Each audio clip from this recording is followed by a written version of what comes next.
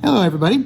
For the next section here, we're going to be taking a look at how we write equations for parallel and perpendicular lines. As a quick little recap from Algebra 1, lines that are parallel, they will not intersect each other, and as a result, they have to have the same slope. The only way they can ever run in the same direction and not intersect each other is if they move in the same exact manner. So same vertical, same horizontal. It's how you get this picture off to the side. They're running in the same direction, so they have the same slope. Perpendicular, on the other hand, will intersect to form the right angle that you see in the corner of this picture, and those must have opposite reciprocal slopes.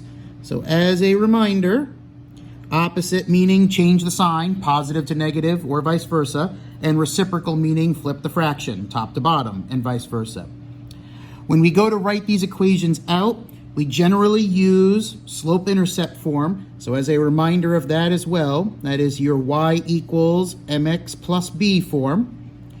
We will pretty much write equations in that form exclusively, but sometimes the problems are not given to you in that form. Sometimes you're given the question in the standard form, which is ax plus by equaling c. And if you have it in standard form, you want to turn around and get the y part by itself so that you know your slope and can work from that equation.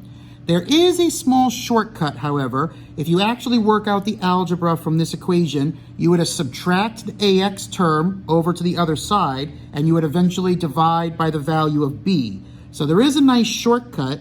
If you have something in standard form, you can find the slope by simply taking negative a over b. It's a nice, quick little shortcut, saves you some of the algebra work, but it is good practice to actually go through the algebra work as well. You do have moments where you need the y-intercept to help you with the problem and things like that. So for our first couple of examples here, we're going to look at just writing the equations. So for the first one, we're looking for the equation of a line that is parallel to the equation y equals 4/5 of x minus 6 and passing through the point 10, negative 4. Well, first thing we want to look at, the slope of the equation that we've been given is equal to 4/5. So, parallel, we go back and review up at the top here in case you forgot from a couple seconds ago. Parallel lines have to have the same slope. So we know the slope for our parallel line is also going to be 4/5. We're not going to change anything. They have to be same equal slopes. So let's start building ourselves an equation. We have y equals mx plus b format. So now all we're going to have to do is go fill in the values. We want to pass through the point 10, negative 4. So that is our x value and our y value. Plug in the three things we know. Go solve for b, the y-intercept, and we'll be able to write this equation out. So negative 4 should be the result of taking 4/5 times 10 plus some y-intercept, whatever it may be. Let's go calculate that out. 4/5 times 10, if you work the basic fraction math out, 4 times 10 would give you 40, divided by the 5 would give you 8. So negative 4 is equal to 8 plus b. If we subtract that 8 off, the missing value of our b has to become negative 12. You now have everything you need to write this equation. The parallel line has to have a slope of 4/5, and it must pass through the y-intercept of negative 12. The equation has to read y equals 4/5 of x minus 12. And put a nice box around that, 100% correct answer. Perpendicular, we do the same kind of idea, but we're going to use the other note we took at the top. So we're looking for the equation of a line perpendicular to y equals negative 2/3 of x minus 8, passing through the point negative 6, 13. So the slope for our problem was the negative 2/3 that's given here, and we are looking for the perpendicular slope. If we go back to the top again, perpendicular lines have to have opposite reciprocal slopes. So we are going to go and change the sign from negative to positive, and we're going to reciprocal the fraction as well from 2/3 to 3/2. So this is the slope that we're going to use to calculate with.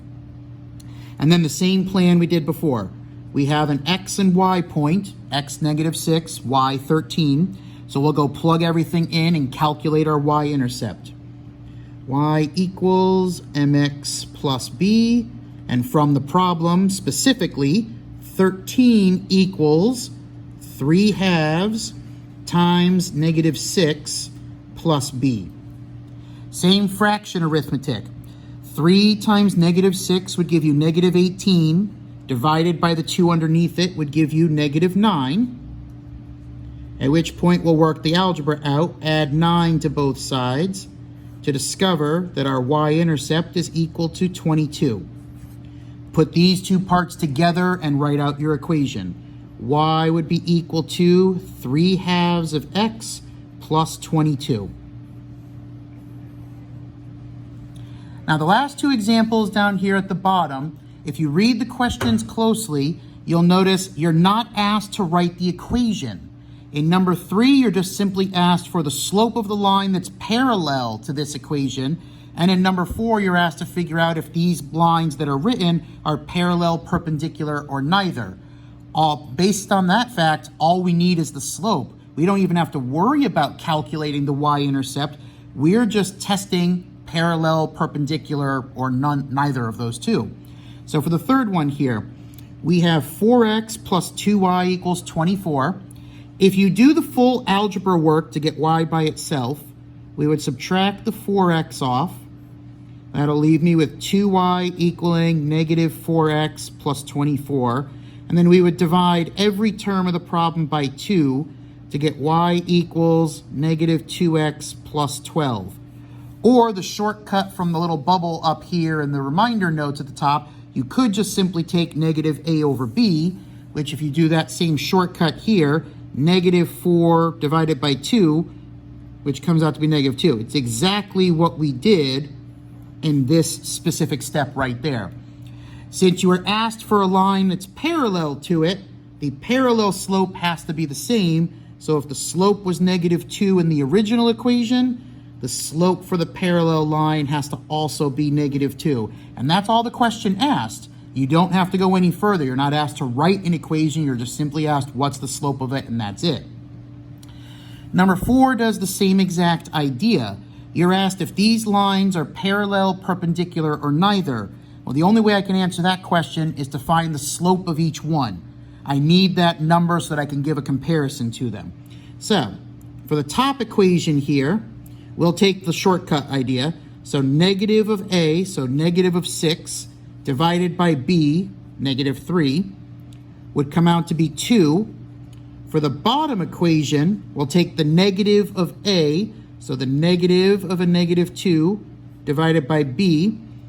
The opposite of a -2 is a +2, and divided by 1 still comes out to be 2. Now it's comparison time. The 2's match up to each other. They are in fact equal, which tells me these two lines must be parallel to each other. We'll practice these skills a little bit more in the next half of the section as well, and then you'll be good to go and work on the assignments for them. If you've got any questions, make sure to give your teacher a quick note and find out whatever you need help on. Have a great day, everybody.